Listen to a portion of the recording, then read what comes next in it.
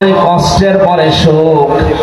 আবার রিপিট করে বললেন অবশ্যই কষ্টের পরে। গভীরে যাচ্ছে একটু। এই যে উসরুন, এই উসরা শব্দের আগে আল্লাহ আলিফ লাম দিলেন। আলিফ লাম 4 প্রকার হয় আরবি গ্রামার অনুযায়ী।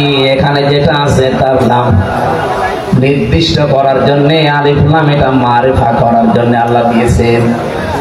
আল্লাহ উসরুনের আগে দিলেন আমার কোনো সমস্যা না, আমার প্রশ্নও না। প্রশ্ন আমার মার পরে কেন দিলেন? এখানে যারা আলেম আছে তাদেরকে বলছি, মার পরে আল্লাহ দিলেন, এটাও আমার প্রশ্ন ছিল না। আল্লাহ কেন ইন্নার পরে দিলেন? এর আগে আবার ফা দিয়েছেন। এতগুলো কথা কিন্তু বলা লাগতো না। আমরা যারা আলেম আছি উসরুন ইসরা এ বললেই বুঝে ফেলতাম। আলিফ লামও দেওয়া লাগতো না, মা দেওয়া লাগতো না, ইন্না দেওয়া লাগতো না, ফাও দেওয়া লাগতো না। সাধারণ মানুষ এতটা টের পাননি, কিন্তু আলেমরা তো টের পাচ্ছেন। কেন কষ্টের প্রথমে আল্লাহ আলিফ লাম দিয়ে নির্দিষ্ট করে দিলেন? এটা তাফসিরে ফি জিলালিল কোরআনে পাবেন।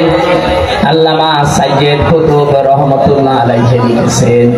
এই কথা বলেন কেন? এদিকে তাকান, দাঁড়িয়ে থাক। মা দিয়ে নির্দিষ্ট করে দিয়েছেন অবশ্যই যদি কেউ একটা কষ্ট দুনিয়ায় সহ্য করে, আর ওই কষ্টটা যদি 3টা কারণে হয়, একটা কষ্টের সাথে সাথে আমার আল্লাহ, যেন মা মানে সাথে সঙ্গে, ওই একটা কষ্টের সাথে আল্লাহ কমপক্ষে 10 থেকে 70টা শান্তি জড়িয়ে রেখেছে। এ পর্যন্ত বোঝেননি? এবার আমি আরেকটু গভীরে যাচ্ছি। এই পৃথিবীতে কষ্ট পেলে আপনাকে আল্লাহ 10 থেকে 70টা শান্তি, সুখ, কল্যাণ দিয়ে দেবে না, বিষয়টা এমন না। কষ্টটা যদি আপনি 3 কারণে পেয়ে থাকেন। কয় কারণে? আমি যা বলছি বিশেষ করে ফি জিলালিল কোরআনে পাবেন বেশি, আর তাফসিরে বাইজাবি থেকে ওই আরবি গ্রামের কোডগুলো পাবেন। জেলখানায় 3টা বছর আমি বেশিরভাগ পেয়েছিলাম, যেহেতু এই 2টা তাফসীর ফি জিলালিল কোরআন আর তাফহিমুল কোরআন, এইজন্য এইগুলো আমার আয়ত্ত আছে একটু বেশি। অন্যান্যগুলো তো পড়তে পারি নাই। সাইয়্যিদ কুতুব রাহমাতুল্লাহ আলাইহি বলেন 3টা কষ্টের পরে, 3টা কারণের পরে যদি আপনি একটা কষ্ট সহ্য করতে পারেন দুনিয়ায়, মাস্ট বি অবশ্যই এ দুনিয়া আখিরাত মিলে আপনাকে আল্লাহ 10 থেকে 70টা শান্তি ভোগ করাবে। বলেন তো কষ্ট সহ্য করা লাগবে কয়টা? না 3টা বছর মানে উসরুন, এর আগে আলিফ লাম দিয়ে নির্দিষ্ট করে দিলে একটা। কয়টা? একটা। আবার বলছে কষ্ট কয়টা, কারণ কয়টা? 3টা। বলেন যে কোনো কারণে কষ্ট পাবেন, আপনি শান্তি পেয়ে যাবেন না। হাসিনা তো কষ্ট পেয়েছিল জবাব দিন। কি কান্না দেখেছি, আমার তো মনে হচ্ছিল স্বামী মরে গেল, কানে নাই। যাই হোক, কষ্ট পেয়েছে এই জন্য কেটেছে। এই মানুষের কষ্ট দেখে হাসতেন, কান্নাকাটি আপনিও করেন। যেহেতু সে কষ্ট পেয়েছে বুঝে কেটেছে, তার এই কষ্টের সাথে আল্লাহ 70টা সুখ বরাদ্দ করে রেখেছেন। এটা আপনি কোরআনে নেই। আমি এই জন্য 3টা কারণ পড়লাম তাফসীরে। 1 নম্বরে যদি আপনি দুনিয়াতে কষ্ট পেয়ে থাকেন আল্লাহর জন্য, 2 নম্বরে আপনার কষ্ট যদি হয় রাসূলুল্লাহর জন্য, 3 নম্বরে আপনার কষ্ট যদি হয় মানবতার জন্য। বলেন তো উনি যদি চলে যায় এই 3টার একটাও ছিল, ওনার কষ্ট আল্লাহর জন্য না, রাসূলুল্লাহর জন্য না, মানবতার জন্য তো নাই। যদি মানবতার জন্য কষ্ট পেতেন তাহলে 2732 জন মানুষ মেরে ফেলতেন না। তাহলে মাস্ট বি, যেহেতু আল্লাহ ইন্না দিয়েছেন, এই জন্য আমরা বিশ্বাস করি যারা দুনিয়াতে একটা কষ্ট আমরা সহ্য করেছি, কেউ আল্লাহর জন্য, কেউ রাসূলুল্লাহর জন্য, কেউ মানবতার জন্য, দুনিয়া আখিরাতে অবশ্যই আল্লাহ 70টা করে শান্তি আমাদেরকে সামনে দিয়ে রেখেছেন। এটা অবশ্যই আপনি দুনিয়া আখিরাত মিলে পাবেনই। এই জন্য আল্লাহ রিপিট করেছেন। এবার সিস্টেম অপর পৃষ্ঠায় দেখুন। আপনি যদি দুনিয়াতে একটা সুখ ভোগ করেন, আপনি যদি একটা সুখ দুনিয়াতে ভোগ করেন, আর এই সুখটা যদি হয় অবৈধ সুখ, এক একটা সুখের জন্য কমপক্ষে আপনাকে 70টা করে কষ্ট দুনিয়া আখিরাতে ভোগ করা লাগবে। সুখ কয়টা?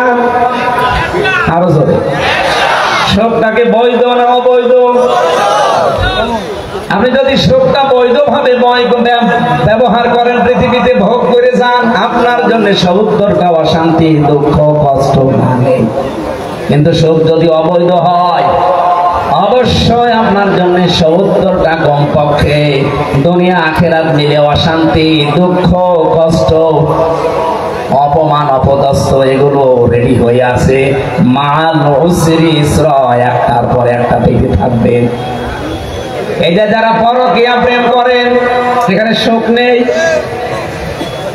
এক কথা বলছেন না, শান্তি নেই। এই সুখটাকে বৈধ না অবৈধ? এক একটা অবৈধ সুখের জন্য আপনাকে 70টা করে অশান্তি ভোগ করা লাগবে। সুতরাং এই অবৈধ সুখে এখনো যারা আছেন, এই মুহূর্তে কুষ্টিয়ার এই মানুষগুলো তওবা করা লাগবে। পরকীয়া প্রেমের লাইন যাদের সাথে আছে, আমি এই মুহূর্তে তওবা করলাম। যারা রাজি আছেন হাত তোলেন তো। আরে আল্লাহ, মিডিয়া আছে, তাও তো বেশ, এই কুষ্টিয়া তো বদনাম হয়ে যাবে। আপনারা সবাই এই লাইনে আছেন।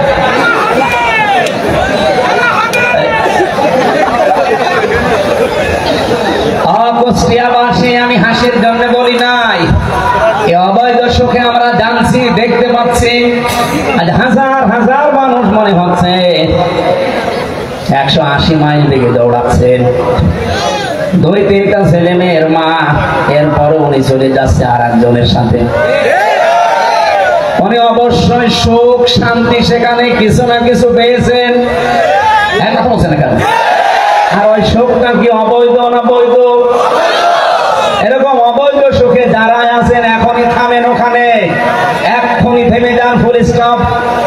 নাই তো একটার জন্য দুনিয়া আখিরাত মিলে আপনি 70টা অশান্তি, দুঃখ, কষ্ট ভোগ করা লাগবে। এবার আমি বাস্তব একটা কথা বলছি, এদিকে তাকান। এই 15.5 বছরে যারা দায়িত্বে ছিলেন, বলেন তো এই ক্ষমতা কি বৈধ ছিল না অবৈধ?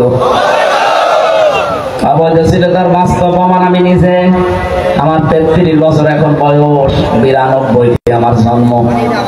18 বছর থেকে যদি আমি ভোট দেওয়া আরম্ভ করতাম, 3 বার ভোট দিতে পারতাম, একবারও পারি নাই। একবার না জেলে ছিলাম, মাফ করে দিলাম, বাকি 2 বার বলে, বাকি 2 বারও পারি নাই। তার মানে এই 3 টার্মে কোনো ভোট হয়নি। হয়নি তার প্রমাণ আপনাদের এখানে যিনি ছিল উনি, এই কথা বলছেন না। অথচ তারা কিন্তু সুখ পেয়েছে, শান্তি পেয়েছে। এই আমলা বাজারে কত সুখ তারা ভোগ করেছে। মেরপুর ভেড়ামারা মিলে কত সুখ তারা ভোগ করেছে। বলেন তো এই সুখ, এই শান্তিগুলো কি বৈধ না অবৈধ ছিল? এক একটা অবৈধ সুখ ভোগ করেছেন যারা, সে যেই হোক, একটার জন্য কমপক্ষে 70টা করে অশান্তি আপনার জীবনে আল্লাহ দেবে। এরপরে আপনি শর্ট করে ঢুকে পড়বেন। আপনি কি বোঝেন না হা করে আছেন? অনেকে দেখছি না, সেই বলে যে আমি শর্ট করে আসতেছি, কিছু মানুষ পাগল হয়ে যায়, মনে আছে এখনই হয়ে যাবে।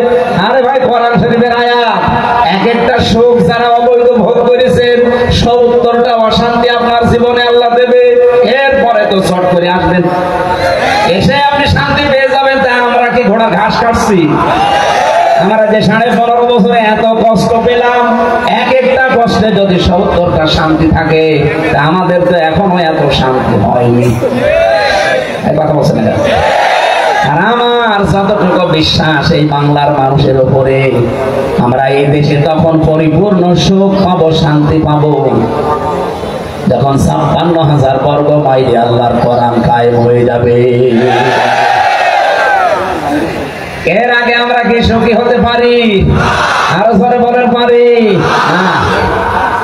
এই জন্যই আমরা চাচ্ছি জনাব আব্দুল গফুরের মতো যদি 300 এমপির ভেতরে 151 জন কোরআন বুকে নিয়ে এবার সংসদে ঢুকতে পারে, প্রথম অধিবেশনে যদি বলে মাননীয় স্পিকার আমরা নামাজের বিল চাই, উনি যদি বলেন হাত তোলেন, একবারে যদি আব্দুল গফুর সাহেবের মতো 151 জন হাত তুলে ফেলে, আল্লাহর কসম ওই দিন নামাজ কায়েম হয়ে যাবে। 18 কোটি মানুষ নামাজ পড়তে বাধ্য। আপনি ভোট দিয়েছিলেন মাত্র আব্দুল গফুরকে একটা, ওই দিন যদি নামাজ কায়েম হয়ে যায় 18 কোটি মানুষ নামাজ পড়বে বাংলার জমিনে। একটা ভোটের কারণে প্রতিদিন 18 কোটি মানুষের সওয়াব আপনি পাবেন।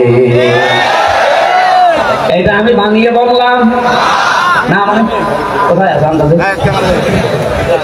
সূরা নিসা 5 নম্বর পারার 10 নম্বর পৃষ্ঠার 10 নম্বর লাইনের 85 নম্বর আয়াতে আছে, মাইয়াশফা শাফাতান হাসানাতান ইয়াকুল্লাহু নাসীবুম মিনহা ওয়া মাইয়াশফা শাফাতান সাইয়্যাতান ইয়াকুল্লাহু কিফলুম মিনহা ওয়া কানা আল্লাহু আলা কুল্লি শাইইন মুকিতা। বলেন আমিন। আল্লাহ পাক বলেন পৃথিবীতে কোনো মানুষ যদি একটা ভালো কাজে সুপারিশ করে, সাহায্য করে, ভোট দেয়, রায় দেয়, সমর্থন দেয়, পেছনে থাকে, এখানে 33টা অর্থ আছে। আপনি পেছনে থাকবেন, রায় দেবেন, সমর্থন জানাবেন, ভোট দিয়েছেন যাই বলেন, একটা ভালো কাজ করে ওই লোকটা যে সওয়াব পাবে, আপনি শুধু সমর্থন জানিয়ে সেই সওয়াব পাবেন। উনি যেহেতু একটা ভোট নিয়ে আজকে আপনার দ্বারা এরকম 151 জন যদি সত্যি বাংলার জমিনে যেতে পারে সামনে, ওনারা প্রথম যে বলবে না যে আমরা বাবার আইন চাই, বলবে ওনাকে বলবে যে আমরা ডাল খেতে চাই, আমরা বাবা খেতে চাই। কি বলবে সর্বপ্রথম? যে আমরা নামাজের বিল চাই, কারণ এইটাই তাদেরকে কোরআন জানিয়েছে, আল্লাযীনা ইম্মাক্কান্নাহুম ফিল আরদি আকামুস সালাহ।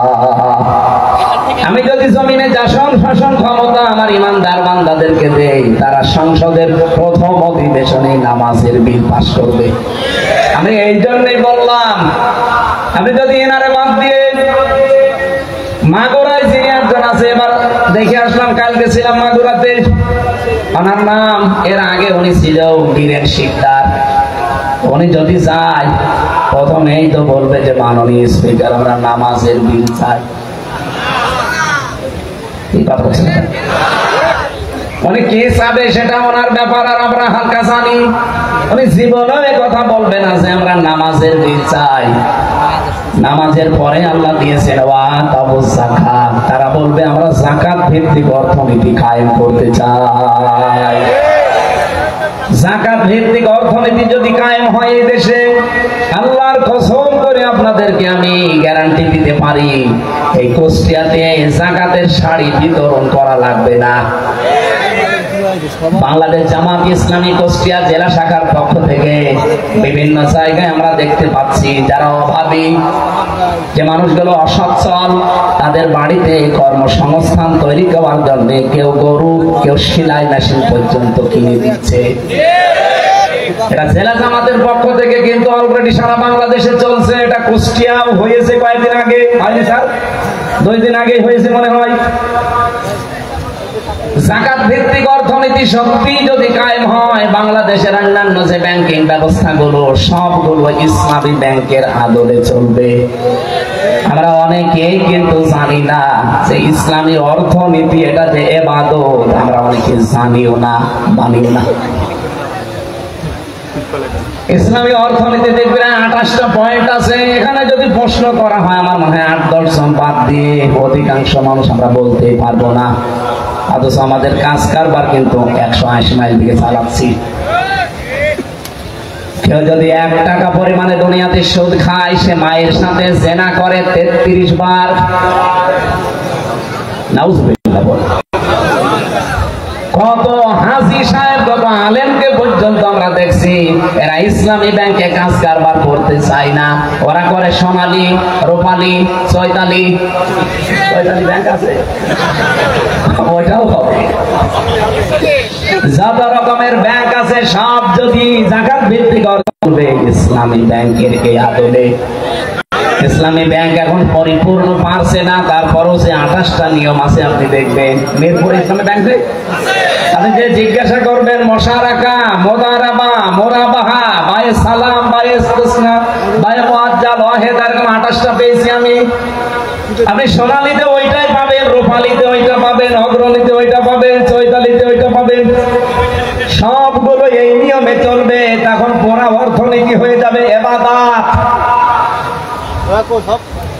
আর ওনারা গেলে আমার বিশ্বাস নামাজের পরে যাকাতের বিল আনবে, যদি না আনে ভোট দেবেন না। কে স্যার আনবেন না? আমাকে আনা লাগবে। আল্লাযীনা ইম্মাক্কান্নাহুম ফিল আরদি ইয়াকামুস সালাতা ওয়া আতাবুজ যাকাত ওয়া আমারু বিল মা'রুফি ওয়া নাহাউ আনিল মুনকার। আইন পাশ করে করে তারা ভালো ভালো কাজগুলো জারি করে দেবে, আর অন্যায় যেগুলো আছে, যেগুলো আমাদের চর্ম চোখে দেখতে পাই, এই অন্যায়গুলো তারা আইন পাশ করে বন্ধ করে দেবে। আমি আজ হাদিস পড়েছিলাম, হাদিসের খুব অল্প ব্যাখ্যা বলছি। হযরতে আবু যর রাদিয়াল্লাহু তাআলা আনহু থেকে বর্ণিত, বিশ্বনবী জানিয়েছেন, মানিদ্দাআ মা লাইসা লাহু ফালাইসা মিন্না ওয়া লিয়াতাবাওয়া মাকআদাহু মিনান নার। মুসলিম শরীফের হাদিস। আল্লাহর নবী জানিয়েছেন, এই পৃথিবীতে যেই জিনিস তোমার না, ওই জিনিস যদি নিজের দখলে নিয়ে নাও, হ্যাঁ আবার তাকান, যেই জিনিস আপনার না, আপনি মালিক না, জোর করে জবরদস্তি করে কোন কায়দায় যদি নিজের দখলে ওইটা নিয়ে নেন, যখনই ওইটা নিয়ে নেবেন সঙ্গে সঙ্গে আপনি নবীর উম্মত থেকে খারিজ হয়ে যাবেন। কি বললাম আপনি টের পাচ্ছেন? ফালাইসা মিন্না, সঙ্গে সঙ্গে আপনি নবীর উম্মত থেকে বের হয়ে গেছেন। এই হাদিসের প্রথম অংশটা একটু বাংলাদেশের সাথে মিলান। এইদিকে তাকান, বলেন আপনি হাদিসটা যদি আমরা 100% বিশ্বাস করি, 100% মানার দরকার নেই। এক কথা বলছেন না কেন? আগস্টের 5 তারিখের পরে আমরা বহু মানুষকে দেখলাম, যে জিনিস যার না, জোর করে জবরদস্তি করে, সে চাঁদাবাজি করে হোক, ছিনতাই করে হোক, নিজের দখলে নিয়ে নিয়েছে। না কুষ্টিয়ায় শুরু হয়নি? হয়নি মানে আপনি বিভিন্ন ঘাটে যান, বিভিন্ন হাটে যান, স্ট্যান্ডে যান, কত কিছু মানুষ দখল করে নিজের নিয়ে, নিজের আয়ত্তে নিয়ে দিয়েছে, অথচ ওই জিনিসের মালিক সে না।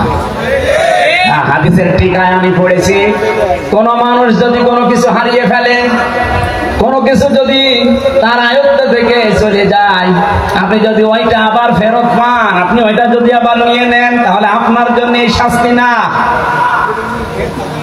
কথা বুঝেছেন? না না বুঝেননি। কি বুঝেছেন বলেন তো দেখি? যেই জিনিস আপনারই ছিল কিন্তু আরেকজন নিয়ে নিয়েছিল, ওইটা যদি আপনি আবার ফেরত পান, আপনার জন্য হাদিসের প্রথম অংশটা না, ফালাইসা মিন্না, আপনার জন্য না। এই যে ইসলামী ব্যাংক যারা জোর করে দখল করেছিল, যাদের জিনিস এখন তারা আবার ফেরত পেয়েছে, কিন্তু অনেকেই বলছে এটা নাকি দখল হয়ে গেছে। আরে ভাই, দখল হলো কি করে? যার জিনিস সে ফেরত পেয়েছে। কথা বলছে না কেন? 15.5 বছর যারা চালিয়েছে ইসলামী ব্যাংক কি তাদের ছিল? যাদের ছিল তারা ফেরত পেয়েছে। এখানে দখল করার কি আছে? আমার জিনিস আমি পেয়েছি, কিন্তু যে জিনিস আমার না, ওইটা আমি দখল করে নিলাম। এই বাড়ি আমার না, বাড়ি আমি দখল করে নিয়েছি। এই বাড়ি যদি আপনারই ছিল, 15.5 বছরে যদি দখল হয়ে যায়, আপনি আবার ফেরত নিলেন। বুঝে বুঝেছ? ঠিক আছে, আপনার মাথায় সমস্যা আছে। 2 নম্বরের পয়েন্টটা কি ছিল?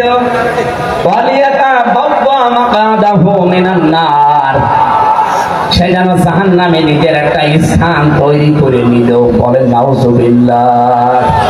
এটা হয়তো বাংলাদেশের জন্য হবে না, অন্য দেশের জন্য হচ্ছে।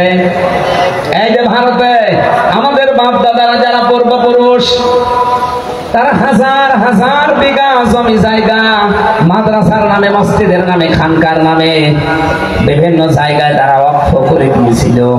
কিন্তু উগ্রপন্থী এই হিন্দুরা, সব হিন্দু না, উগ্রপন্থী যারা জঙ্গি সন্ত্রাসী মোদির মরিদ যারা, তারা যে ওয়াকফ আইন বাতিল, একটা অবৈধ আইন তৈরি করে সব এখন তারা কিন্তু দখলে নিয়ে নিচ্ছে। সুতরাং হাদিস অনুযায়ী বলতে পারি এই উগ্রপন্থী হিন্দুরা সব জাহান্নামী। কারণ অন্যের জিনিস আপনি দখল করে নেবেন, মানে যে জিনিস আপনার না আপনি দখল করে নিলেন কেন? ইসরায়েলের দিকে তাকান, 1940 সালে তাদেরকে থাকতে দিয়েছিল, এখন আমরা যেমন রোহিঙ্গাদের থাকতে দিয়েছি এইভাবে। আর পৃথিবীর নিকৃষ্ট জাতি এই শয়তান ইহুদিরা এখন তাদেরকে এই দেশ থেকে তাড়িয়ে দিচ্ছে। যে জিনিস আপনার না আপনি জোর করে নিজের দখল নেবেন। আপনি বিশ্বাস করতে পারেন, আপনি ইহুদি দাবি করেন, নাসারা দাবি করেন, আহলে কিতাব দাবি করেন, যাই করেন আপনি জাহান্নামী। এই হাদিস আমি বানালাম, বলেন বলেন। সুতরাং এই বাংলাদেশে যে জিনিস আর ছিল না, যদি জোর করে কেউ দখল করে নিয়ে থাকেন, ওইটা ফেরত দেওয়া লাগবে। কথা বলছেন এখানে? ও যদি ফেরত না দেয়, ও কি নবীর উম্মত আছে? ও নামাজি হতে পারে, রোজাদার হতে পারে, ও হজ করতে পারে, কিন্তু ও নবীর উম্মত নেই। এই জন্য বক্তব্যের মাঝে ফা আছে, ফালাইসা মিন্না, ও আমার উম্মত নেই। আগস্টের 5 তারিখের পর থেকে এই 8.5 মাসে বাংলাদেশে বহু মানুষ আমরা দেখতে পাচ্ছি নবীর উম্মত থেকে বের হয়ে গেছে। কুষ্টিয়াতেও যারা বের হয়ে গেছেন তারা আবার ফেরত আসে, যার যারটা নিয়েছিলেন অবৈধভাবে ওকে ফেরত দিয়ে দেন। আমি কথা বোঝাতে পেরেছি ভাই? এটা আমার নিজের জেলা, একটু মায়া মহব্বত আপনাদের প্রতি বেশি আছে। আপনি জাহান্নামের সিট বুক করে রাখবেন আর আমি দাঁড়িয়ে দাঁড়িয়ে দেখবো। সুতরাং আপনাকে আহ্বান জানাচ্ছি, অবশ্যই আমলটা শুরু করেন। যার যেটা নিয়েছিলেন যদি ওটা আপনার না থাকে, আপনার যদি থেকে থাকে আপনি আবার ফেরত নিয়েছেন, অসুবিধা নেই। কিন্তু আপনার নিজের না, আপনি জোর করে নিজের আয়ত্তে নিয়ে নিলেন। কত মানুষ এখনো এই কাজ চালিয়ে যাচ্ছে বিভিন্ন জায়গায়। এ জেলায় যদি এখনো শুরু না হয়, মেহেরপুরে হয়েছে, চুয়াডাঙ্গায় হয়েছে। আল্লাহর ওলি তো সবই বুঝে ফেলছে। এইরকম শ্রোতা থাকলে তো ওয়াজ করে মজা পেতাম।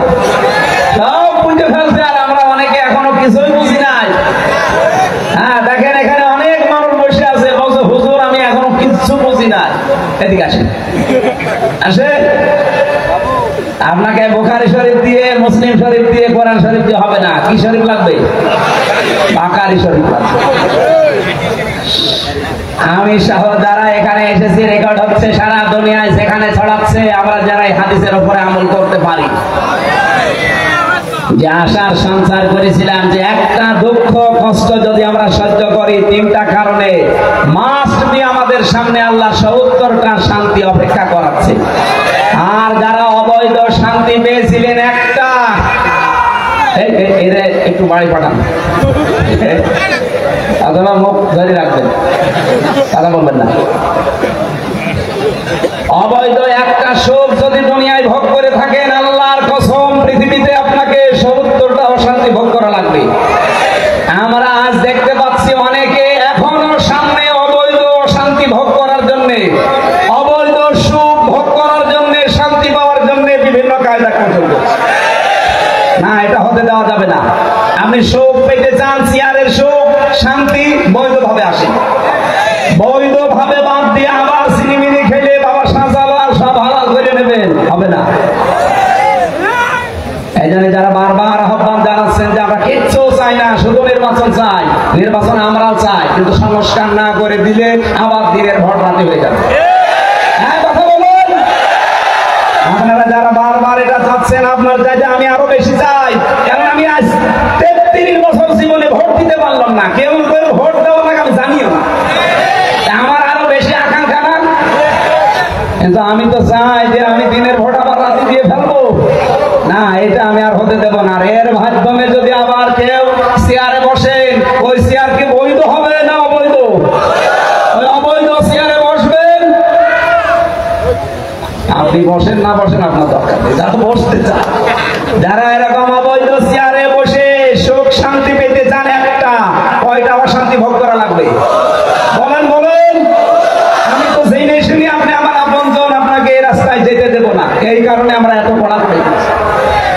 1728 জন দায়িত্বে ছিল বাংলাদেশের।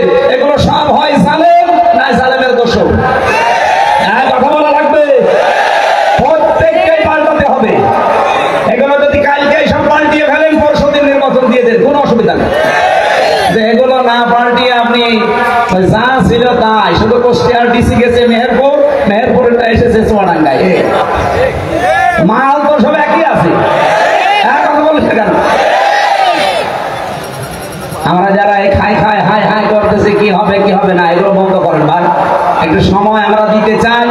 সংস্কারটা যেই কয়দিন লাগে, যদি 2 মাস লাগে 2 মাস লাগবে, যদি 1 দিন লাগে 1 দিনই শেষ। যারা দায়িত্বে আছে ওনাদেরকে আমরা চাই জীবনেও না, আমরা চাই নির্বাচিত যারা তারা আসবে, তাহলে যারা বাইরে বসে বসে ষড়যন্ত্র করছে ওদের ষড়যন্ত্র বন্ধ হবে। কিন্তু পরিষ্কার না করে একটা উপন্যাস পড়ছিলাম, বাসার ঘরে স্ত্রী বসে আছে, দাদি শাশুড়ি গিয়ে বলছে নাচবো, আমি কিন্তু প্রতি চাই। মেয়েটা লজ্জা শরম বলছে দাদি আমি আপনার কাছে সময় চাই, একটু সময় দেন। শাশুড়ি এসে বলছে দেখেন বৌমা কি করবা জানি না, আমার কিন্তু নাতি চাই। বলছে মা আপনিও সময় দেবেন না? দেবর আর ননদ এসে বলছে ভাবি কি করবা জানি না, আমাদের কিন্তু ভাতিজা চাই। ঠিক আছে। স্বামী এবার ঘরে এসে বলছে বউ আমি ঘুমালাম, আমার বেবি চাই।